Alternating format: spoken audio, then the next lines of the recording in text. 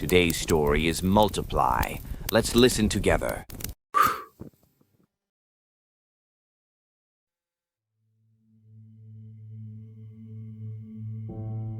The app appeared on Sora's phone 3 days after she lost her job.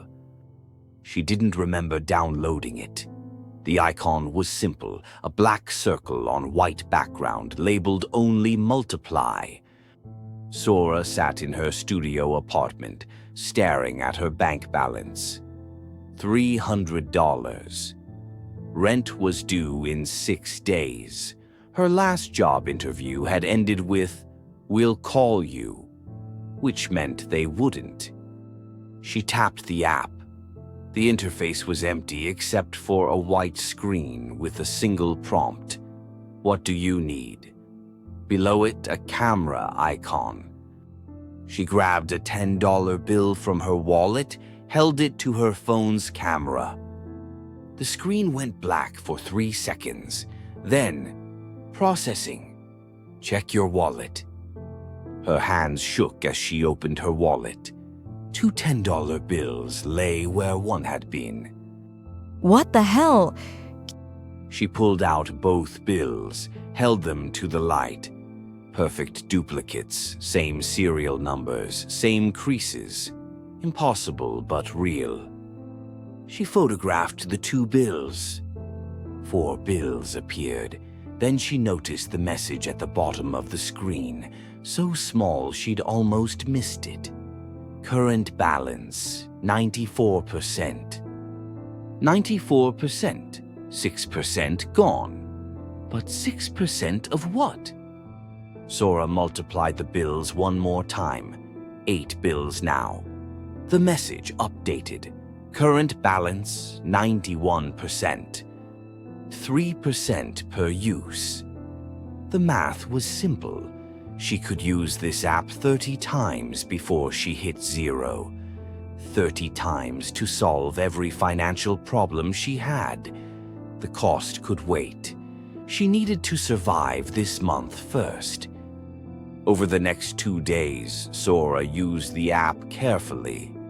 Money for rent, money for food, a new phone to replace her cracked one.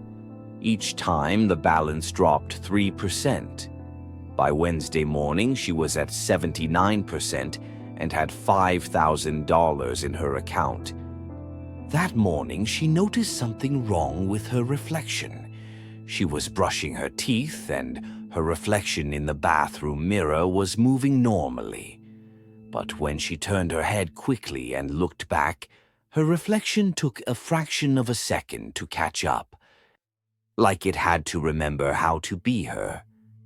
She leaned closer to the mirror, studying her face. Same eyes, same nose, same mouth. But something was different in a way she couldn't name, like looking at a high-quality photocopy instead of the original. I'm just tired. But her voice sounded strange to her own ears, slightly flat, like listening to a recording of herself. Her neighbor, Mrs. Kim, knocked on the door, holding a container of food. Sora, I made extra kimchi stew. You look so thin lately. Mrs. Kim's eyes lingered on Sora's face with an expression Sora recognized, confusion mixed with concern, like Mrs. Kim was looking at someone who was almost Sora, but not quite. Are you eating enough? Your skin looks different. Drier, maybe. I've been stressed about job hunting. You feel cold too. Are you getting sick? Mrs. Kim reached out to touch Sora's forehead, then pulled her hand back quickly. She didn't say why, but Sora saw it in her eyes. Something about touching Sora had felt wrong. Well, eat the stew. You need your strength. After Mrs. Kim left, Sora checked her temperature. Normal. She looked at her hands, same size, same shape. But when she pressed her finger into her arm, the indentation stayed for 5 full seconds before slowly filling back in, like she was becoming less solid. That night, Sora's brother Jinho called. Sis, I need a huge favor. My car died and I need 2,000 for repairs. I know it's a lot, but I'm desperate. I can pay you back in 3 months, I swear. Sora had $2,000 now. She could help him. But using the app again meant dropping to 76%. She'd already lost 24% of something. Every time she multiplied something, she felt a little more hollow. But Jinho was her brother. Family helped family. I can lend it to you. Really? Oh my God, thank you. You're saving my life. I'll come pick it up tomorrow. After hanging up, Sora photographed $200 bills. Current balance, 76%. She met Jinho the next day at a coffee shop. When he hugged her, he pulled back immediately, his smile faltering. Sis, you feel really cold. Like, unnaturally cold. Are you okay? I'm fine. You don't look fine. You look... I don't know how to explain it. You look like you, but something's off. Have you been sleeping? He was studying her face the way Mrs. Kim had, confused, concerned, unable to name what was wrong, but knowing something was. Your eyes, they're not focusing right, like you're looking at something behind me even when you're looking at me. I'm just tired from job hunting. But Jinho's words echoed in her mind all the way home, eyes not focusing right, looking through instead of at. She'd felt it too when she looked in mirrors, like her eyes belonged to someone else. That evening, her phone rang. Unknown number. Hello? Stop using the app. The voice was female, rough, strained. Who is this? Check your photos. Really look at them. Then stop using the app while you still can. Sora opened her photo gallery. She scrolled to the first picture she'd taken with the app, the $10 bill. She zoomed in. The serial number was wrong. Not completely wrong, just slightly off. The 8 looked like an 8, but the curves were a millimeter too wide. The letters were correct, but the spacing was wrong. It was almost perfect. Almost. She checked the photos of the money she'd given Jinho. Every bill had tiny imperfections, serial numbers that were close but not quite right, paper texture that looked correct but had patterns that shouldn't exist. And then she found the photo she'd taken of herself 2 days ago, testing the app's limits. She deleted it immediately, but it was still in her recently deleted folder. 2 faces stared back from the screen, hers and a duplicate. But the duplicate's left eye was positioned 2 millimeters lower than the original. Its smile was a fraction wider, like someone had recreated her face from memory, getting most details right, but missing the small things that made her real. Sora felt ice spreading through her chest. She opened the app. Current balance, 76%. 76% of what? What had she lost? What was the app taking every time she used it?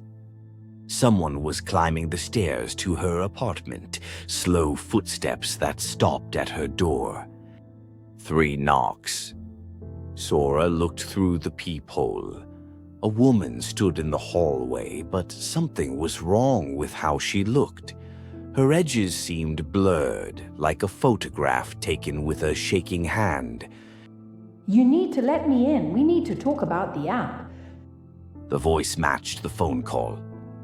How did you find me? The same way I found the others. Please. I don't have much time left. Against every instinct, Sora opened the door. The woman looked like she was dissolving. Her skin had a translucent quality, like wax paper held to light. Her clothes hung on a frame that seemed to be collapsing inward, but her eyes were sharp and desperate. My name is Yuna. 3 months ago, I downloaded the same app. Current balance? 76%. Yuna laughed, a sound like tearing paper. I'm at 2%. Now that Yuna was in the light, Sora could see how wrong she looked. When Yuna moved, she left after images, faint ghost copies that took seconds to fade. What's happening to you? The app doesn't multiply. It copies, but it needs raw material for the copies. It uses you, your substance, your reality. Every time you use it, you become less real. Yuna held up her hand. Sora could see through it to the wall behind. I kept using it even after I understood. I told myself I'd stop at 50%, then 40, then 30, but there's a threshold. Below 20%, you can't stop anymore. The app starts working by itself. How do I stop it? You can't reverse what's been taken, but you can stop losing more. Right now. At 76%, you can still live a mostly normal life. You'll always feel hollow, but you'll be real enough. Yuna's edges were blurring more severely now. She was fading. Below 20%, the app multiplies you automatically, trying to restore what's lost. But it only makes copies, bad copies. At 0%, the app deletes itself, and you're just copies of copies. Hollow, empty. A thing that looks like a person but isn't. Yuna was barely visible now, her form breaking apart. Don't become like me. Stop using it. Stop now. She vanished like smoke, leaving only a faint shimmer in the air. Sora stood alone in her apartment, staring at the empty space where Yuna had been. Then she looked at her own hands, solid, real but hollow inside. Her phone buzzed. The app had opened itself. What do you need? Current balance, 76%. Sora thought about Yuna's warning. Stop now. Be 76% real forever. Never quite whole, but still here. She thought about her bank account. $5,000. Enough for 2 months of rent. Maybe 3 if she was careful. Then what? She'd be back to zero, back to desperate, back to needing help. Unless she used the app a few more times, just enough to build a real cushion, just enough to breathe. 10 more uses would take her to 46%. That was still almost half. That was enough, wasn't it? Her finger hovered over the camera icon. Yuna had warned her. But Yuna had also kept using the app even after she knew, because the alternative was being poor and desperate, and one emergency away from disaster.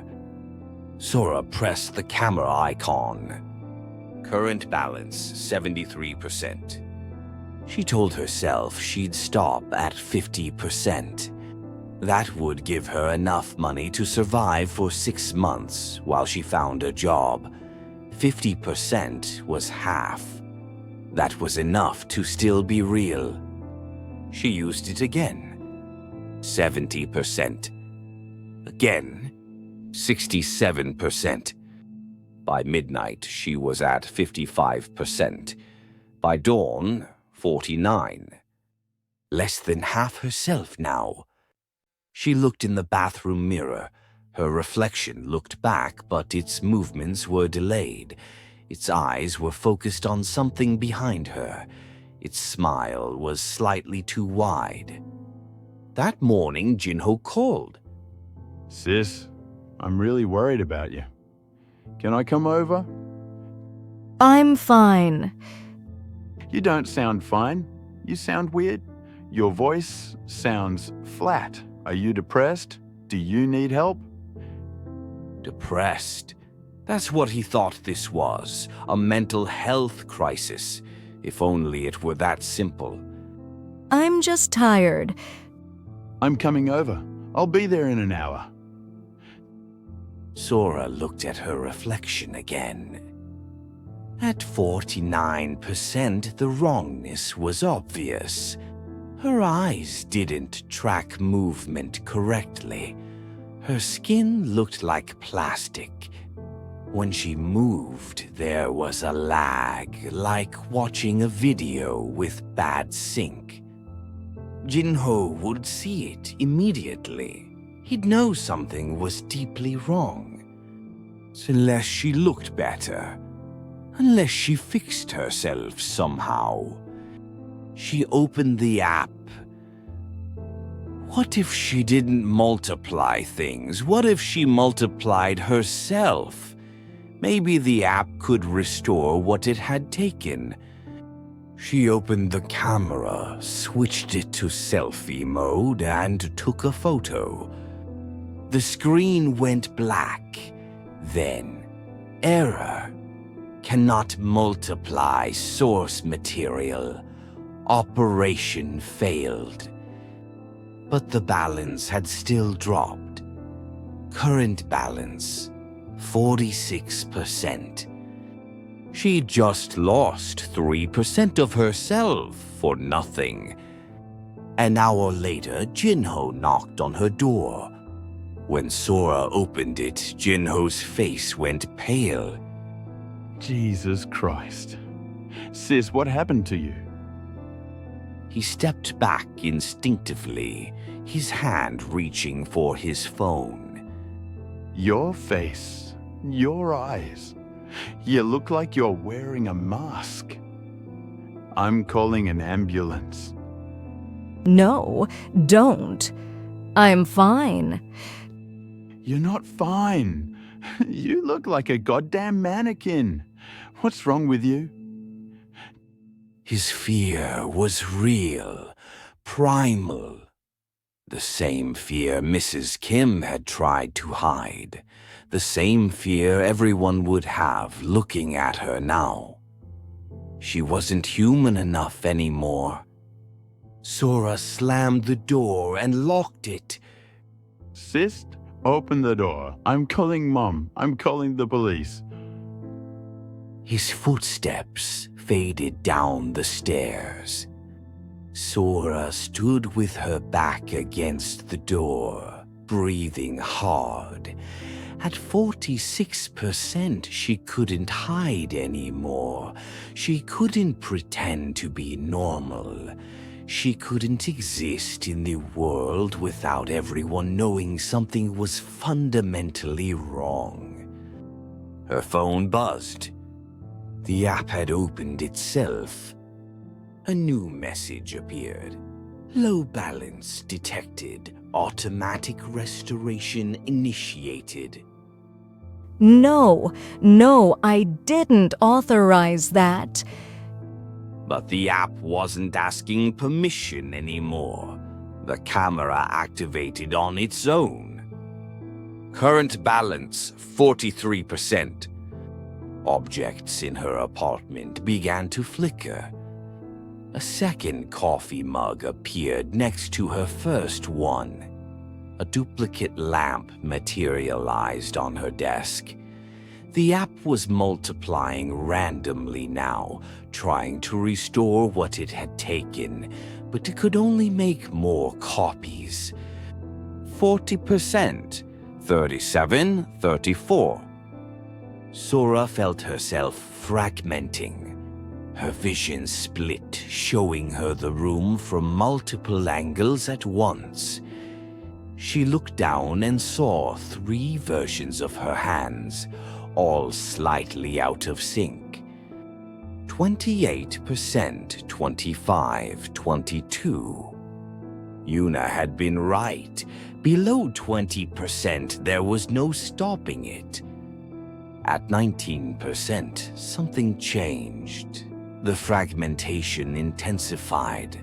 Sora could feel herself splitting into separate copies, each one thinner and less real than the last. She looked in the mirror and saw 4 versions of herself. Then 7. Then 12. All flickering in and out of existence, all trying to occupy the same space. 15%, 12, 9. The apartment filled with copies, multiple versions of every object she'd ever multiplied. Multiple versions of herself, all moving at slightly different speeds, all wearing slightly different expressions. At 5%, she understood what would happen next. The app would reach 0, delete itself, and leave behind only copies. Hollow copies that looked like Sora but weren't Sora. One of them would walk out of this apartment tomorrow, live her life, talk to her family, and none of them would know it was just a shell. 3%. Sora could barely think anymore. Her consciousness was fracturing across all the copies, spreading thinner and thinner. She tried to speak, but a dozen voices came out at once, all saying different words. Help me! Stop it! I'm sorry! Make it stop! Please, I'm sorry! Help! 1%. The original Sora, what was left of her, was barely a ghost now. Translucent, fading, disappearing into the static of her own copies. 0%. The app deleted itself from her phone. 13 versions of Sora stood in the apartment, all solid now, all real enough to exist. But the original was gone, consumed completely, divided across empty copies. For a moment, all 13 copies stood perfectly still, processing what they were, knowing they weren't real, knowing they were hollow. Then 12 of them flickered and vanished, leaving only 1. The last copy stood alone in the apartment. It had Sora's face, Sora's voice, Sora's memories, but it could feel the emptiness inside. The knowledge that it was a copy of a copy of a copy, built from nothing, sustained by nothing. It was 0% real, 100% hollow. Jinho's voice came through the door, accompanied by other voices. Police. Sora, open up. Mom's here too. We're worried about you. The Sora copy looked at the door. It could open the door, walk out, pretend to be real. No one would know the difference. Not really. Not at first. But it would know. It walked to the door and opened it. Jinho and their mother stood in the hallway, faces tight with concern. Behind them, 2 police officers waited. Sis, thank God. We were so worried. You looked so sick earlier. I thought you were dying. The Sora copy smiled. The smile felt right on its face. The movements came naturally. It had all of Sora's mannerisms, all her memories, all her speech patterns. I'm okay now. I think I had a fever. It broke. Jinho hugged her, relief flooding his face.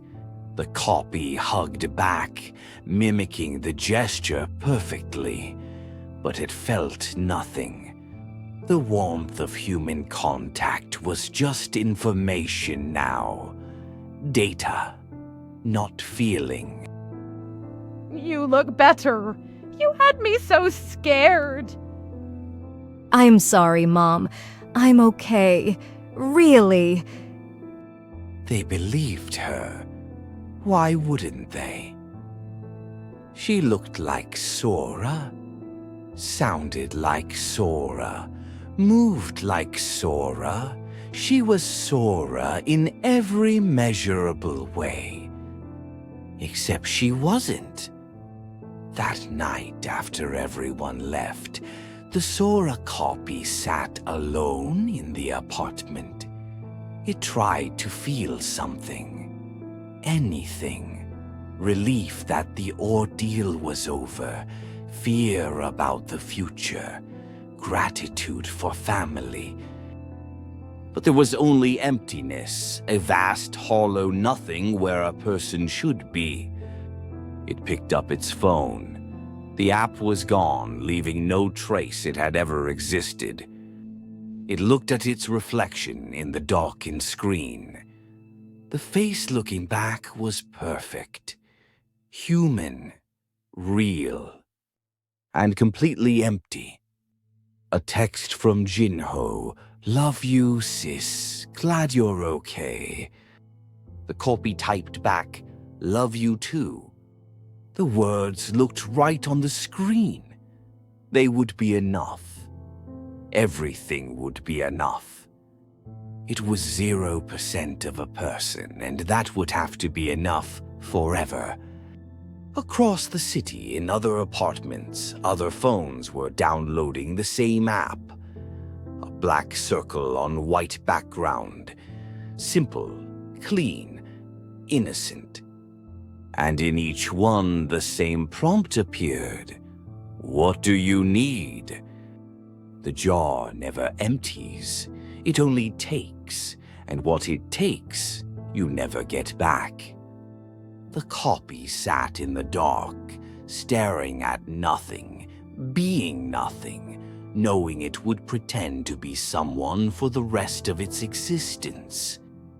And somewhere in the space where deleted things go, the real Sora was still screaming.